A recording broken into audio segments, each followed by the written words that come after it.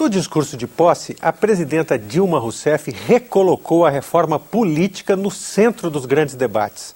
A posição dela está expressa nesse trecho do discurso. Abre aspas. Na política, é tarefa indeclinável e urgente uma reforma política com mudanças na legislação para fazer avançar nossa jovem democracia, fortalecer o sentido programático dos partidos e aperfeiçoar as instituições, restaurando valores e dando mais transparência ao conjunto da atividade política. Fecha aspas. Para debater esse tema, que voltou ao cenário político, o Cidadania recebe o senador Marco Maciel, do Democratas de Pernambuco, que tem se dedicado aos temas institucionais, e o consultor do Senado e mestre em ciência política, Gilberto Guerzoni Filho.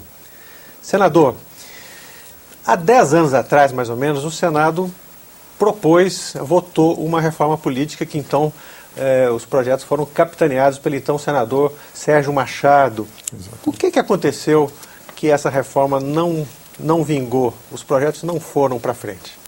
Na verdade, eu acho que a razão principal talvez tenha sido a falta de um acordo entre os partidos. Nós temos hoje no Brasil uma grande quantidade de partidos, né? É lógico que bem inferior ao que aconteceu em 86, por aí, assim, 1986, e esse número muito grande de partidos torna mais difícil o entendimento, porque a Câmara são 513 deputados, o Senado são 81. Nesta legislatura vamos ter 15 partidos no Senado Federal e 22 na Câmara dos Deputados.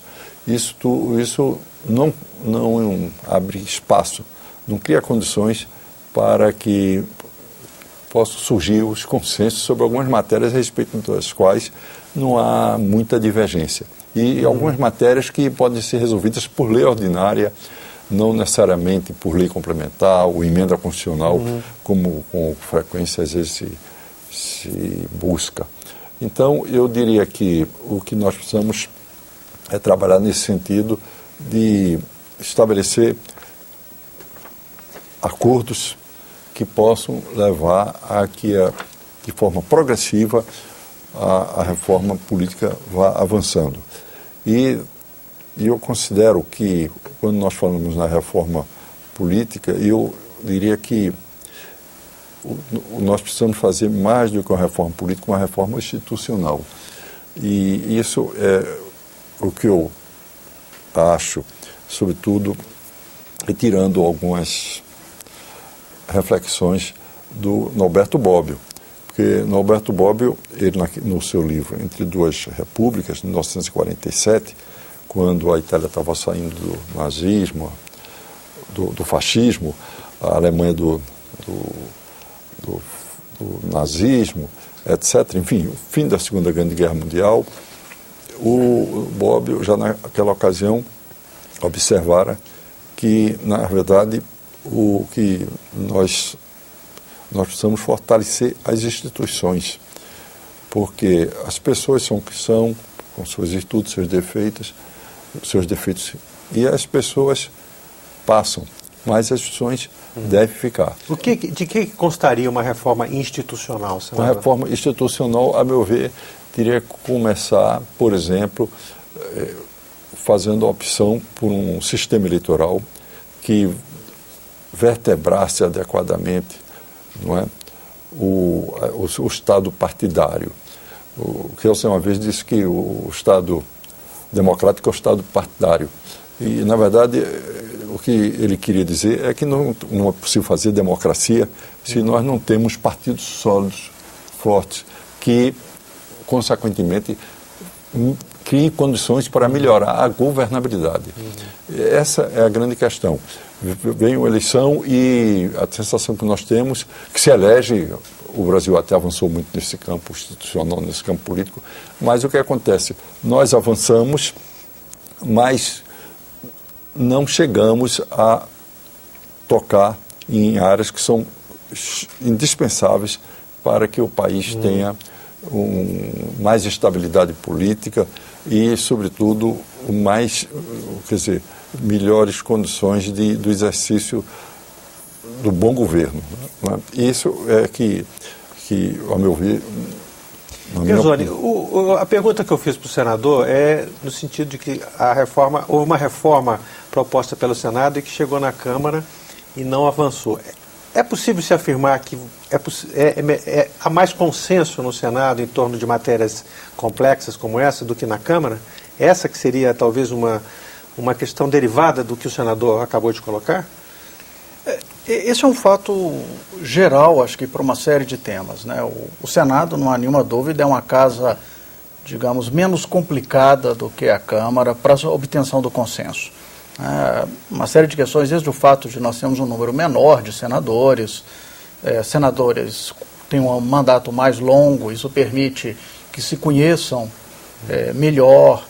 Normalmente os senadores são pessoas mais experientes politicamente, né, como o senador Marco Maciel, já foi vice-presidente da República, governador do Estado, senador há várias legislaturas, presidente da Câmara, e há vários políticos no Senado temos com três essas biografias, temos, temos né? três presidentes da República, né? Então o Senado é uma casa de políticos mais experimentados e que é mais fácil a obtenção de consensos aqui. Isso não há nenhuma dúvida se a gente vê numa série de matérias. Especialmente nesse caso, né, você fez referência a esses projetos que foram apresentados nessa comissão que funcionou, da legislatura de 95 até 99, né, uma comissão que trabalhou bastante. Né, o senador Marco Maciel era vice-presidente da República, chegou a vir depor nessa comissão, apresentar suas discussões, era um interlocutor dos senadores dessa comissão à época. Ela concluiu seus trabalhos com uma série de projetos. Muitos desses projetos acabaram sendo votados no Senado, já na legislatura seguinte, mas nenhum deles foi aprovado na Câmara, né? Nenhum único deles chegou a ser aprovado na Câmara. Mas o grande problema, né, eu concordo com o senador Marco Maciel, é a falta de um consenso em torno do tema. Entre essas grandes reformas, né, e a presidente Dilma citou no seu discurso a reforma política e a reforma tributária. Exato. As duas têm uma certa semelhança nesse ponto, que são reformas em que, de uma forma geral, todos são a favor, mas ninguém diz qual. Certo. Não há consenso em torno dos temas. O demônio mora nos detalhes. Exatamente. Né? Ela é diferente, por exemplo, digamos, de uma reforma previdenciária, que todos sabem o que é preciso fazer, só que o custo político de fazer é elevado. Então a reforma não é feita não porque não se sabe o que precisa. Não porque não haja consenso. Não porque não se haja consenso técnico e mesmo político sobre o que precisa fazer, mas porque o custo político de fazer isso é muito elevado. No caso aqui, não há consenso. Não há uma solução única, né, para o sistema eleitoral, as opções de sistema eleitoral que nós temos, para financiamento de campanha. Para tudo isso há uma série de alternativas. No mundo, vários países têm feito uma série de reformas, ida e voltada. A Itália é um exemplo clássico, que ela tentou sair de um sistema proporcional para um sistema majoritário misto, voltou para o proporcional. Enfim, não há solução mágica. A questão central é essa. Não existe uma solução mágica para se criar uma representação política perfeita, pelo fato que ela é uma representação política. Né? Mesmo hoje, com todos os defeitos do nosso sistema eleitoral, por exemplo, eu não tenho nenhuma dúvida de que o Congresso Nacional é um belo retrato da sociedade brasileira, com suas virtudes e seus defeitos. Se a gente não gosta do espelho, a culpa não é muito bem do espelho, né? A culpa, às vezes, é de quem olha no espelho. Essa é a sociedade brasileira. A sociedade brasileira tem essas virtudes e tem esses defeitos. Então, quando se busca uma solução mágica, na verdade, ela não existe.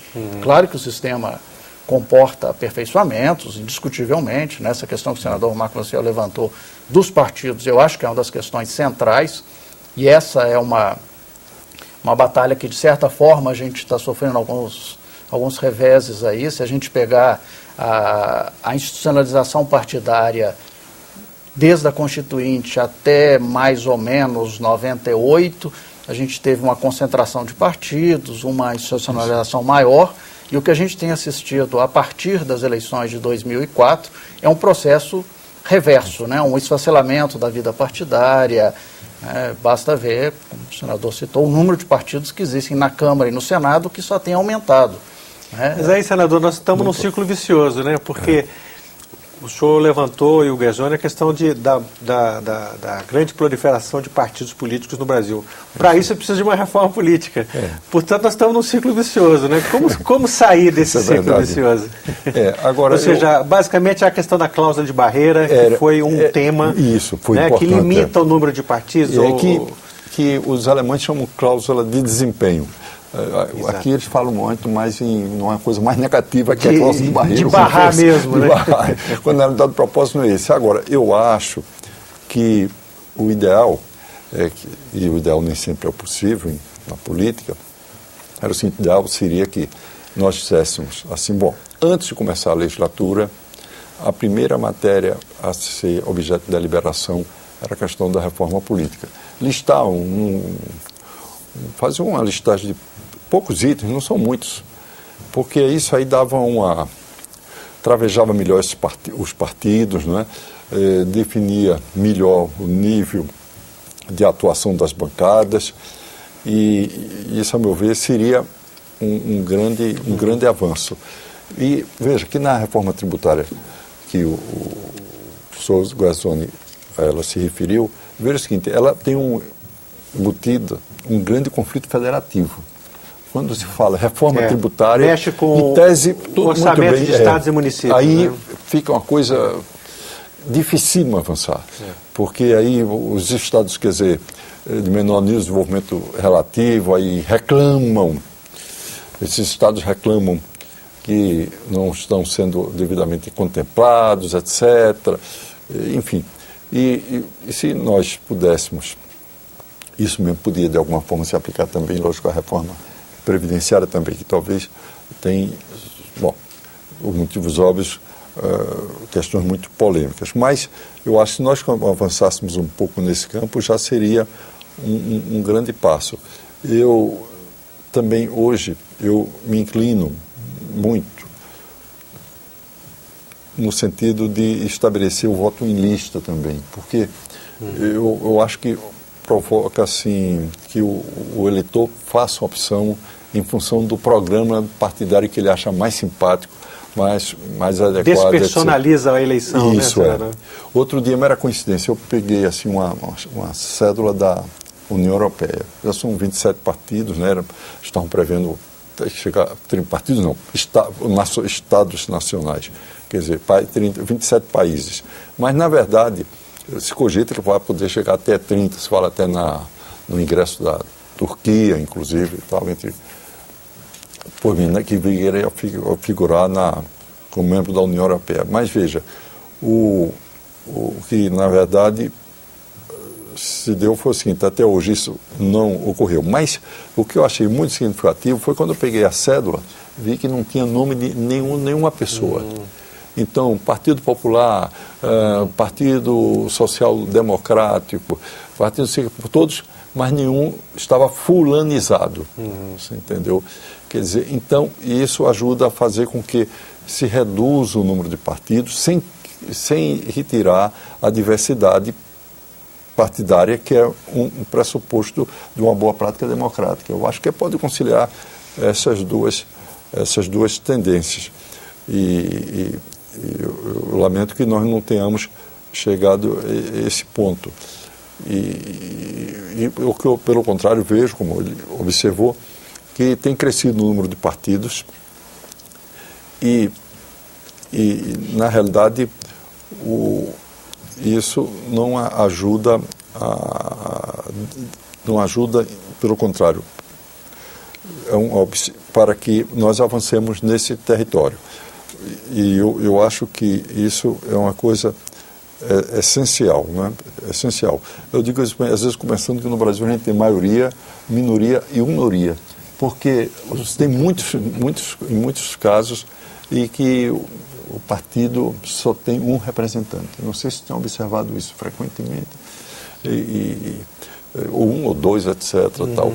Então, eu acho que... Então, essa para o senhor é uma questão básica, a questão do número de partidos. Eu acho.